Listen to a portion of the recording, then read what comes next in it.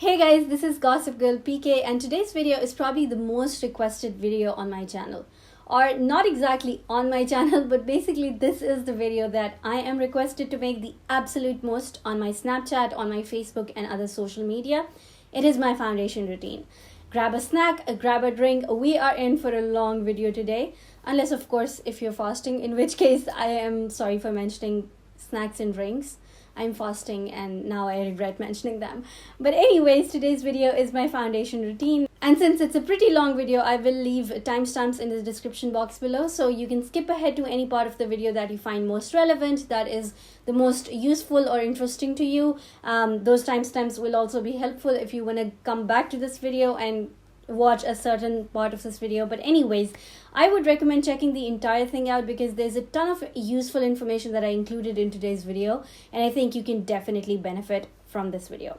So of course there's the actual application side of things, the techniques, tips and tricks, which of course I'm going to be sharing with you guys today.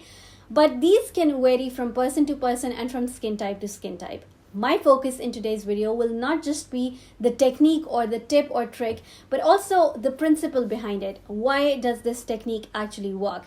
If you understand the principle, you'll understand the technique, and in no time you'll be developing techniques of your own for your skin type that suit your skin needs the best. So anyways, let's jump right in. But before we get started, just a polite reminder, if you haven't subscribed already, to hit the subscribe button below and give this video a thumbs up to let me know that you care. So I know that by now you guys already know that I always have to start with a tangent and something completely other than the video itself. But today I just wanted to let you know that today, as I'm filming this intro as well as the outro of this video, it's not the same day as I filmed the actual tutorial. And this morning I actually woke up, I recreated this entire look using the exact same techniques, exact same products. I even put on the exact same outfit. And I actually thought for a second that I would be able to trick you guys into believing I filmed the entire thing in one go. But then I pressed record and I realized I'm not wearing nail polish today, which I was wearing when I was filming this tutorial. It was only 2 days ago, but I took them off yesterday. And so obviously for those of you with good observation, you would have figured it out anyways. So why not tell you guys myself? But anyways, I didn't change anything. It's the exact same makeup I was wearing the other day, and I just didn't find the time to film the intro and outro that day, which is why we are doing it today. But anyways, that was my tangent for today. So a while ago, when I was not making full face videos or tutorials here on my YouTube channel, I was still pretty active on my Snapchat, and I would share little snap tutorials every now and then. And I would constantly get requests for a full face or foundation routine. And one day I actually shared that. I shared all the tips and tricks, a lot of which I'll share today as well. Those snap stories were a huge success. Too bad Snapchat doesn't let your stories be saved for more than 24 hours, but I think a good 150 or something like that. A lot of people saw those stories and the response was overwhelming. So many of these girls came back to me and told me how it completely changed their foundation game, how they'd never heard of these tips and tricks before, even though that's surprising because of course I heard them somewhere. I didn't invent them. But anyways, they said they were really unique and they were really new. One of the girls told me that she used my tips and tricks to apply her makeup for a wedding, and by the time she got back, everyone else's makeup had melted away while hers was still perfect. So a lot of people had great things to say about those tips and tricks, and those who missed these snaps have been on my case ever since to do this again. So here I am today. I'm doing these for my YouTube channel today so that you can always have them. They don't go anywhere and you can always come back to them, refer to them if there's some part of the routine that you have forgotten and you want to refresh your memory or anything like that. So yeah, today I'm going to be sharing all the foundation tips and tricks that I've learned over the years that personally work for me. So I just wanted to start off with a disclaimer that I didn't invent any of these tips and tricks. I've been watching YouTube for about 3 years now, and when I started watching YouTube videos, I was a beginner, horrible at makeup. So everything that I know about makeup, I know through YouTube. I never took a training course, nothing like that. Everything I know through YouTube. So if you too are an avid YouTube watcher, chances are you've heard some of these tips before, definitely. But, and yes, there's a but, this video is still important because, like I said in my color correction video, it's a Pakistani girl's perspective on these foundation tips and tricks. So while watching YouTubers share foundation tips and tricks could be a lot of fun, it could be great, very helpful as well. That is how I got here. Sometimes it's not very relevant or not very useful. for Pakistani skin tones or skin types. In my 3 years of watching YouTube videos, I have heard of and seen no less than 100 different foundation tips and tricks, and basically I've tried them all. And I dropped those that didn't work for me after a lot of trial and error and a lot of practice. And I adopted and then adapted those that were working for me. I improvised on them and made them the best for my skin type and my skin needs. And so after a lot of experience, a lot of trial and error, and several bad makeup days, I finally put together a foolproof foundation routine that will promise me and guarantee me a flawless finish every single time. Sure, it's a little time taking, and so I don't do all of these steps every single day. I would choose and pick what I can do given the time that I have. But on a day when I know that I have to look my absolute best and there's no room for any error or flaw, that's when I would go for this foundation routine, and I think it never fails me. So I keep saying it's the best foundation routine for me. It is what works best for me because I want you guys to keep an open mind. There's a 1% slight chance and possibility that some of these things might not work for you, but for the most part, in my experience, they work for absolutely everyone. Every time I go back to Pakistan, I do makeup on people. I've done makeup on a lot of different people, a lot of different skin types, and I've done makeup a lot of times. So I've done makeup on someone who had really bad acne for their engagement day. I've done makeup on someone who had really bad texture on their skin. I have done makeup on someone who had very dry, flaky skin. I've done makeup on very, very mature skin, and all of them loved the way their makeup looked, and they came back to me. And I genuinely believe that one of the biggest reasons why people keep coming back to me, why they want me to do their makeup, is my foundation routine. They get a flawless finish that hides away all of their imperfections, and yet it doesn't look cakey. It's not the traditional parlor look, and yet it still looks beautiful in pictures. So it's kind of a trade secret, and I could be earning a lot of money if I kept these to myself. But I love you guys enough to show you guys all of these tips and tricks in action today. So I asked you guys on Snapchat as well as on Facebook if you had any foundation questions and concerns, and I was flooded with questions. So I know that this is definitely a lot of you want to know and learn about. So I'll definitely answer those questions as we go. But to begin with, I want to share with you 4 rules. Let's call them Gossip Girl's 4 rules for flawless foundation. GGFRFF. Okay, so rule number 1. Correct. Don't cover when and where you can. My motto in makeup as well as skincare is to first and foremost try to correct the flaws, not cover them. I believe that we are all made beautiful, and I definitely don't believe in completely masking away that natural beauty. I want it to show through your makeup. So don't try to cover your flaws, try to correct them. While some flaws can be corrected through makeup, others have to be fixed with skincare, which of course needs and takes time, but never rely just on makeup to make you look and feel beautiful. Rule number 2, don't use product where you don't need it. And this is kind of the same idea or an extension of the idea from rule number 1. Whether you're correcting something or you're covering something up, don't use product where you don't need it. If you want to avoid cakey foundation, the first thing you need to do is avoid any excess product on your face. Rule number 3, less is more. I know everyone keeps saying less is more, but what does it actually mean? In my books, it just means that when and where you can, always start with a little product. It's kind of my philosophy in life in absolutely everything, makeup, skincare, even cooking. My mother-in-law is hypertensive, so we have to be a little careful around the salt consumption in this home. So I always start with little salt because I know I get carried away. Same with makeup. I know I can get carried away and apply a lot. So I always like to keep myself in check, and I always like to start slow because it's just common sense. It's easier to add things on than to take them away. And finally, rule number 4, adapt, don't adopt. Whenever you're watching a YouTube video, never just assume that just because this trick is working for this person, it just absolutely has to work for me. Even with this video, watch it and try these tips for yourself. If they work for you, great. If they don't work for you, don't just drop them. Think to yourself, what can I do differently? Is there anything I can change up and switch up a little bit and it will work better for me? Adapt to the tips that I'm teaching you guys.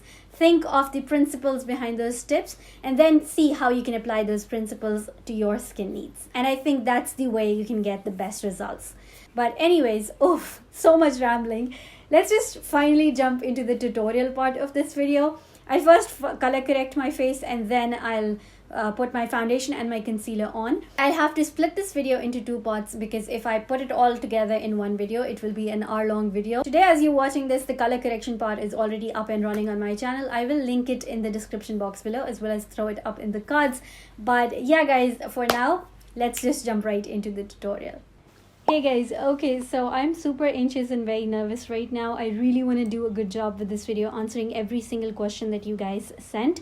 And I have like 30 pages of notes right in front of me, so that's very overwhelming. But let's just jump right in. We're starting off with zero makeup on the face. I have literally nothing on my face right now except for the brows. I did put in some brow pencil and then I set it with clear brow gel. But anyways, the first thing I want you to do is really look closely at your skin and find out what your skin issues are. Some issues might be permanent while others might be temporary. Let me bring you guys a little closer so I can demonstrate what exactly I mean by that. Okay, so when I closely look at my skin, what I'm seeing is that I have some redness going on my cheek area as well as my chin area. It's not usually there, but I waxed my face today, which is why I'm a little red in these areas. My under eye circles are also usually way better than this, but the 1 month one shadow challenge going on my channel is really taking a toll on my sleep schedule and my overall routine, which is why they are doing worse than usual as well. I'm also undergoing a skin peel because I'm using an aesthetic skincare product, and they usually give you a skin peel because what they do is they penetrate deep into your skin, let your skin get rid of all the dead skin cells and all the gunky bad stuff for your skin, and then give you a refreshed new skin. So while you're going through that chemical peel, you have this flaky dry skin on the sides, which I have over here. I don't know if you guys can see because I just exfoliated my face this morning. These are my temporary skin issues and they'll be gone in a few days, but my permanent skin issues include bigger pores on this region of my face.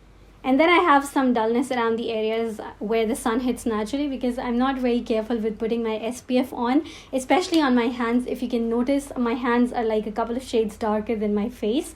And that's exactly why. I know that's bad, but I just always keep forgetting. So now that you've seen my skin all close and personal, it's time that you look at your own skin, give it a quick scan and find out what is wrong with it, what are the issues that you would like to fix, and then we can obviously talk about them in more detail. But for now, all you need to remember is rule number 1. Correct, don't cover when and where you can. So my goal today would not be to cover these things up with foundation and concealer. I will be using both of them, but my intention behind using them will not be to cover this up. I would like to fix these issues first and foremost. So for my under eye circles, the redness around my cheeks as well as the dullness around my face, I will be using color correctors. Today, as you're watching this video, the color correction part of this tutorial is already up on my channel and is linked below. For the porous regions on my face, I will be using a pore filling primer, but I will be only using it right over here because rule number 2, don't use product where you don't need it. And then for the dry and flaky skin that I have on the sides right now, as I mentioned before, I've already exfoliated my face this morning, but I will also apply a moisturizer as well as a very hydrating primer to further help with that. In fact, right now as I'm explaining things, let me just put my moisturizer on as well so that by the time I'm done explaining everything, this has already had time to like really sink into the skin. This is a new moisturizer that I've been trying out. I just bought this and I don't even know how to pronounce the name, so I'm not gonna try and butcher that. I'll just write it somewhere on the screen, but it's a really good moisturizer, very hydrating for the skin, and I've been really liking it. And I just picked up a travel size to test it out. If it keeps impressing me, I'll definitely go ahead and pick the full size as well. So while this moisturizer is sinking into the skin, let me quickly answer a couple of your questions. The most frequently asked questions that I received from you guys were that my foundation has a gray cast. My foundation starts rubbing off my nose and my chin after a few hours. I have larger pores and they become even enlarged when I put on foundation. And finally, you guys asked how to avoid cakey foundation. So let me just start off with the very notorious gray cast. Oh man, it was one of the biggest issues that I had when I was starting off in makeup, and it wasn't that long ago that I actually figured it out. I found out what was causing it and I took measures to stop it. So there can be two reasons why you're getting a gray cast. Number one, peach fuzz, but it's not that peach, is it? Which is exactly why we are getting a gray cast. Now, subcontinental women, Pakistani and Indian women, generally have way more facial hair than other women around the world. Some white and black women also have facial hair, but especially with white women, they generally have more golden and peachy kind of hair, which is why they're called peach fuzz, and therefore they don't look very odd. But for us, lucky us, not only do we have a ton of facial hair, they're also very, very black. Which is why no matter how much foundation you put on, they're going to find their way and peek through your foundation and appear as a gray cast. Imagine that this is your skin and these are your facial hair. And this is the layer of foundation. Over time, your foundation is going to start sinking into your skin, which is usually a very good thing. Foundations look better when they have absolutely sunk and settled into the skin. But in doing so, the hair are going to become a little more apparent, a little more prominent, and they're going to peek through and show up as gray cast. There are two things that you can do to fix that. You can wax your face or you can bleach your face. But never, ever, ever shave your face. I know it's very tempting, it's very quick, it's very convenient. I waxed my face this morning. It took me a good 60 minutes to do so. So I know it's very tempting to just pick out a razor and shave your face, but trust me, if anything, it's going to worsen the situation and it's going to worsen the gray cast by at least 100%. So you never want to do that. I personally do both. I wax my face as well as bleach my face. I wax every 4 weeks. So this morning I waxed my face and then I'll wax it again in 4 weeks. But 2 weeks later, right in like the center of two waxes, I'll bleach my face once. So all the hair that are newly growing out of my skin and are really tiny but they're still black, they can turn golden and peachy and will not look as bad and will not give me a gray cast. The other reason why you're probably getting a gray cast is because you're not using the right foundation shade. Picking and choosing the right foundation shade was also one of the most frequently asked questions, and you have to look for two things when buying a foundation. Number one, you want to look at the lightness or darkness of your foundation. Obviously, you don't want to buy a foundation that's too light for you or too dark for you. What I would recommend is doing a patch test right over here, so like on your jawline, so you can get some foundation on your face and then some on your neck. Ideally, you should be matching your neck, because the number one thing that's going to make you look like you're wearing a mask and it's not natural and it's looking cakey is if your neck doesn't match your face. Secondly, you want to look at the foundation's undertone. Now, how to figure out your undertones, what undertones mean, what they are, all of that, it's a whole other ball game, and it's just so much more information. I cannot go in depth about that right now. For now, all I want you to know is that you need to match the foundation undertone to your undertone. If you pull out all of your foundations, and I'm pretty sure most of you have more than one, you'll see that some of these foundations have a pinky base, whereas other foundations have a more yellowy base. And if you closely look at your skin, you'll find out that you too gravitate either towards the pinky side or towards the yellowy side. And if you have a deeper complexion, then maybe you are a little more red or you are a little more olivish. In any case, if your undertone does not match the foundation undertone, that's when you can get a gray cast. For example, I am very, very warm undertoned. If I use a foundation that's heavily pink based, I will get a gray cast. So just to quickly recap, there can be two reasons why you're getting a gray cast. You either have too many facial hair and they're black, or you're not using the right foundation shade. To fix the issue of facial hair, you can bleach or wax. And to fix the issue of finding the right foundation shade, you need to look at whether your foundation is too dark or too light and whether it matches your undertone. So anyways, let's actually start applying the base products. We haven't even started yet, and I feel like I've been here sitting filming forever. But let's start with the primer. People often ask me if primer is even important, if it does anything. And I think primers are so important. I always like to think of the analogy of painting a wall whenever I think of putting foundation on. I know it sounds bad because we never really want to compare our foundations to paint, but at the end of the day, it actually makes sense. So imagine that you want to paint a wall and the wall has a lot of tiny little holes in it, or that it has some bumpy texture on it, or it has some oily residue on it, or any of those issues. If you put on a thin coat of paint on that wall, is it ever going to look neat? No, it's not going to look neat. And if you put on too many coats of paint on that wall, well, that's how you get a cakey foundation. So what you actually want to do is fix that wall first, fill in the holes, get rid of the texture, get rid of the oily residue, all of that, and then give it a thin coat, and then it will be all pristine and nice and pretty. And that's exactly what I feel like primers do. They fix your skin before you go on with a coat of foundation. So I know this is a little extra, but I will be using two primers today, a pore filling primer for the porous regions in my face, and then a hydrating primer for the flaky dry skin around the perimeters of my face. So for pore filling, I'm going to use the Makeup Forever Step 1 equalizer in smoothing. I'm going to take a very teeny tiny amount of this, and I'm really going to press this into my skin. I'm not going to like rub it around. I really just want to press it into the pores and fill them up. And for the rest of my face, I will be using the Ordinary's High Spreadability Fluid Primer. It's one of my favorite primers of all time. I'm just going to use it on the perimeters of my face where I have dry, patchy skin, basically everywhere other than this region where I already applied the pore filling primer. And it's just going to smooth everything out and hydrate it really, really well. So after my face is primed, I'll move on to color correction, which I already have mentioned it before. That video is already up on my channel and is linked down below. So you can go and check that out. But let me go color correct my skin, and then I'll be right back.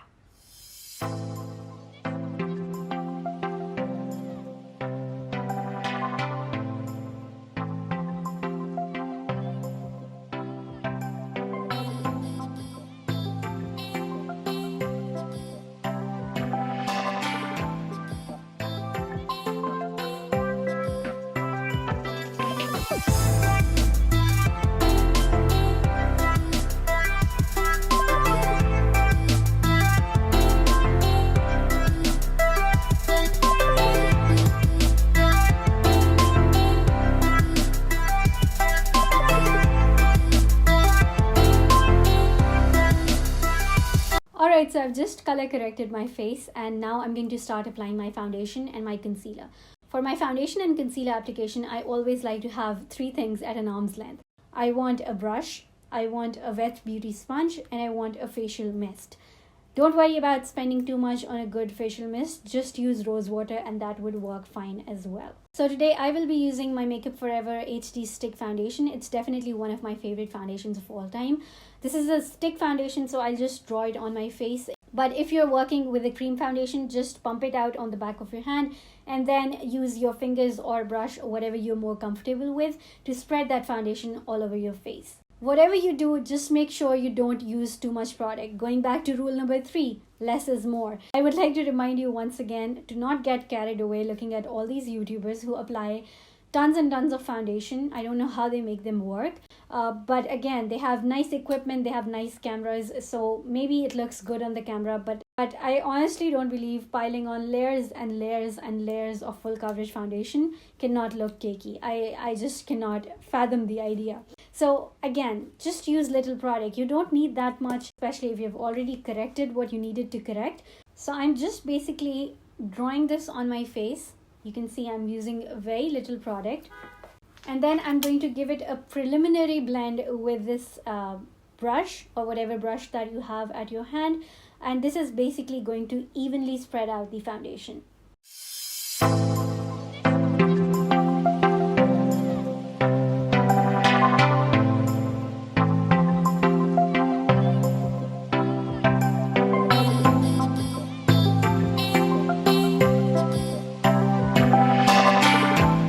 After that, I'm going to pick up my wet beauty sponge and I'm going to give it a quick spritz or two of my facial mist, whatever you're using. And then I'm going to start blending this and pouncing this into my skin. And this is going to take a while.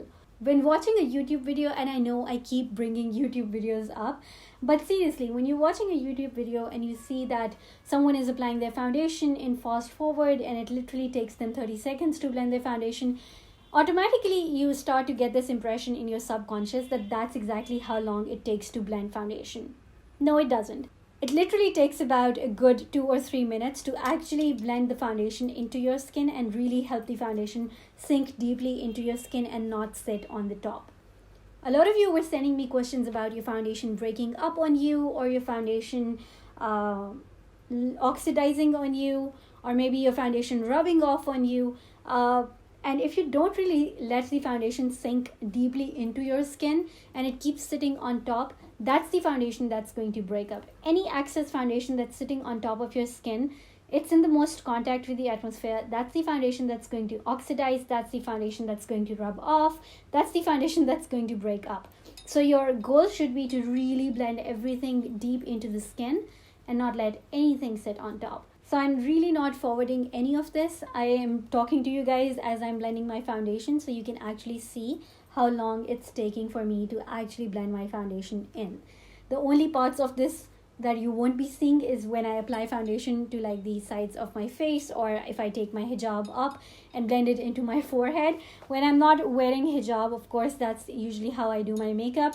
I'll just pull my hair back and really stamp the beauty blender into my hairline as well. That way I don't get a demarcation line right there on my forehead.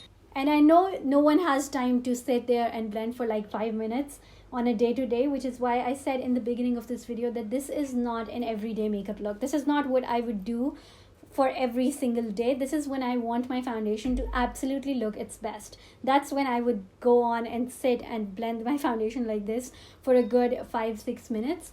Otherwise, honestly, I don't really spend this much time on it. So I think most of the foundation has now sunk into my skin, and as you can see, foundation has already taken care of a lot of those very colorful things going on my face because of color correction. But concealer is going to further help with that and brighten up everything. So again, for concealer, I like to have the same 3 things by my side. I want a concealer brush, I want a beauty sponge, and I want my facial mist. I also prefer using 2 shades of concealer. I have 2 shades of Tarte Shape Tape right over here. This one in light medium is actually 1 shade darker than my skin tone, because obviously my dark circles are darker than me. So if I really need to conceal them, I need to use a darker concealer. That's almost opposite of what everyone on YouTube is telling you, but at least that's what works for me. And for concealer, another rule that I have is I like working in sections. I don't understand YouTubers who cover their entire face in concealer, especially when a concealer is as dry or as quickly drying as the Tarte Shape Tape. They paint concealer all over their face and then they start blending it. I don't get it. Even if I apply it on both of my eyes at once, by the time I get back to the second eye, it has already dried out a little bit and it's harder to blend. So I personally always like to work in sections. So I would work under one eye, then I would work under the other eye, then I would work on my chin, then on my forehead, and you catch my drift. So let me just start by taking a little bit of this one in light medium. I'm going to pick it up on a concealer brush, and then I'm going to put this underneath my eyes, again using little product. Even this is a little too much. I don't like using this much, but I think I accidentally picked up a little too much product. It's alright. I'm now going to take a lighter shade of concealer. This is in the shade Light Neutral. It's definitely a lot lighter than the one that I just used. I'm again picking a little bit of this concealer, and this time I want to wipe it off on something so I don't use too much. So I did that, and then I'm gonna apply it a little further below the first one. So I'm again doing a preliminary blend with the brush. Then I'm going to pick my beauty sponge, give it a good spritz of your facial mist, and then I'm going to start blending this.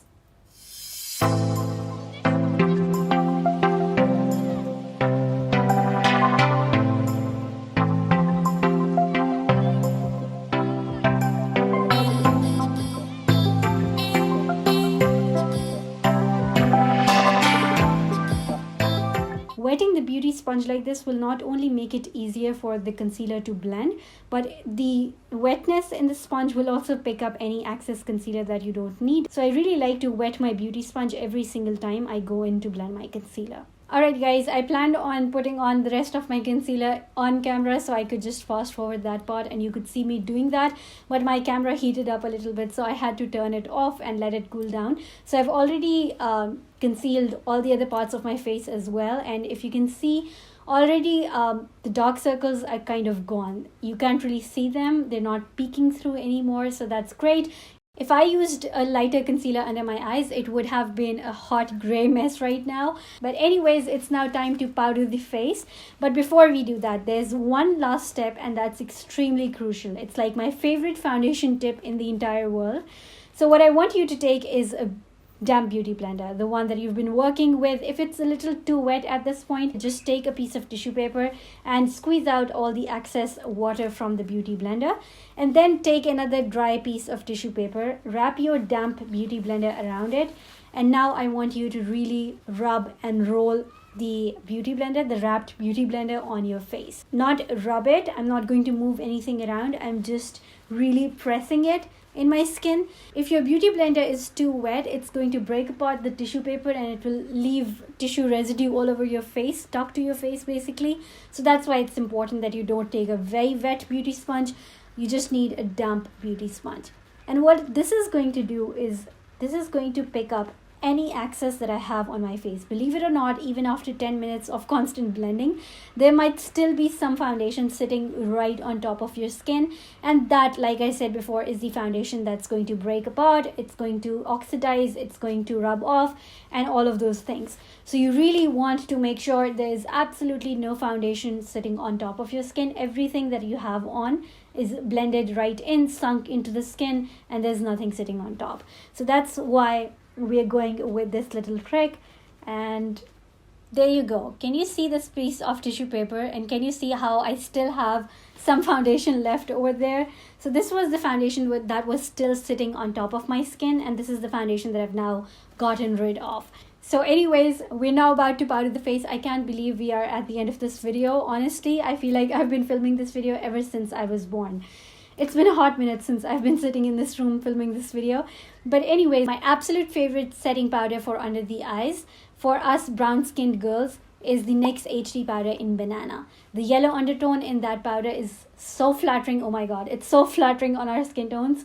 I completely used up my NYX HD Banana powder while I was in Pakistan, and I haven't opened up my new one. I do have a new one in my backup drawer, but I don't want to open that up because I want to work my way through other powders, and I know if I open that up, I'm not going to stop using it. So another powder that I like, which comes very close, and incidentally this is like 3 times as expensive, this is the Laura Mercier Loose Translucent powder, and I like it almost as much as I like the NYX one, but I like that even more because of that yellow undertone and because it's so inexpensive. So anyways, today I'm going to use the Laura Mercier one since it's just sitting right here, and I'm not using too much product. Again, my philosophy with everything, use little product. So I'm going to take a little bit of this on a damp beauty sponge. Again, the dampness of the beauty blender really makes the powder a little wet and makes it easier for the powder to blend into the skin instead of being it just dry powder, if that makes any sense. So in order to make sure that I have no creases underneath my eyes, I'm going to go in with my finger one more time and really pat that area in, making sure there are no creases, and then I'm going to make a very cute alien face in order to make sure that we really stretch that part of the skin and there are no creases, and then I'm going to powder my under eyes.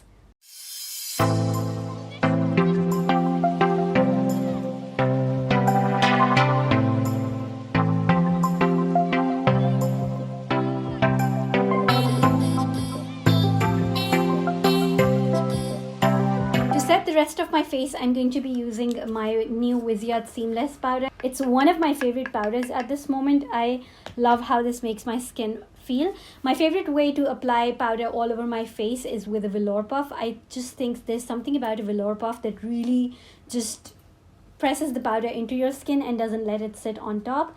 So I'm just going to pick a little bit of this on my velour puff, and then I'm just going to pat off the excess a couple of times, and I'm just going to roll and press that powder into my skin. Oh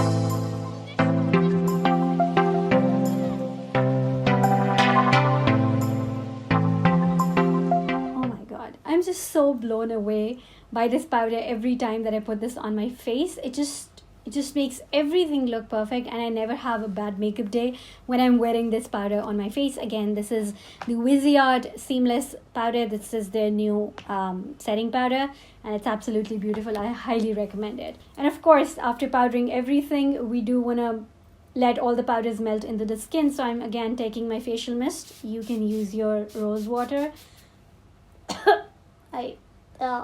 I should not be talking while doing this, but anyways, I'm just spraying my face with a little bit of facial mist, and I'm going to let the powders melt into the skin.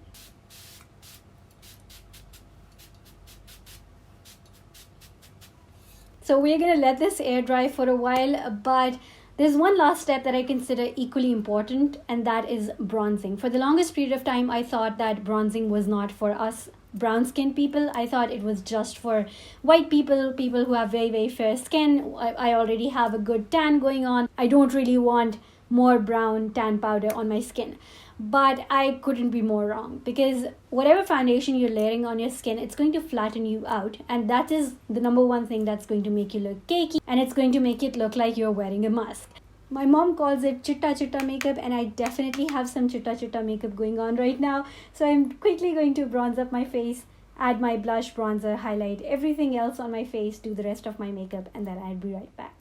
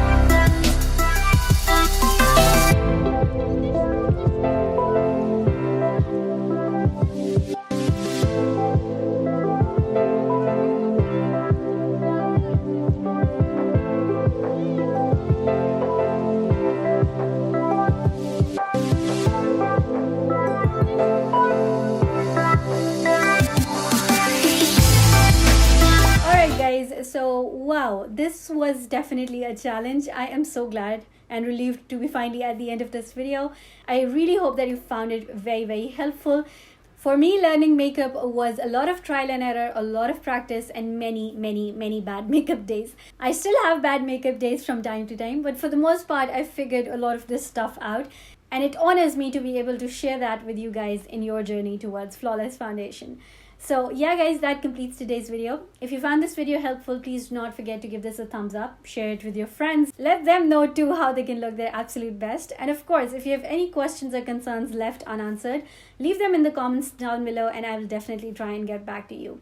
But yeah, that completes today's video. Thank you so much for hanging out with me, and I will see you guys in my next video. Bye.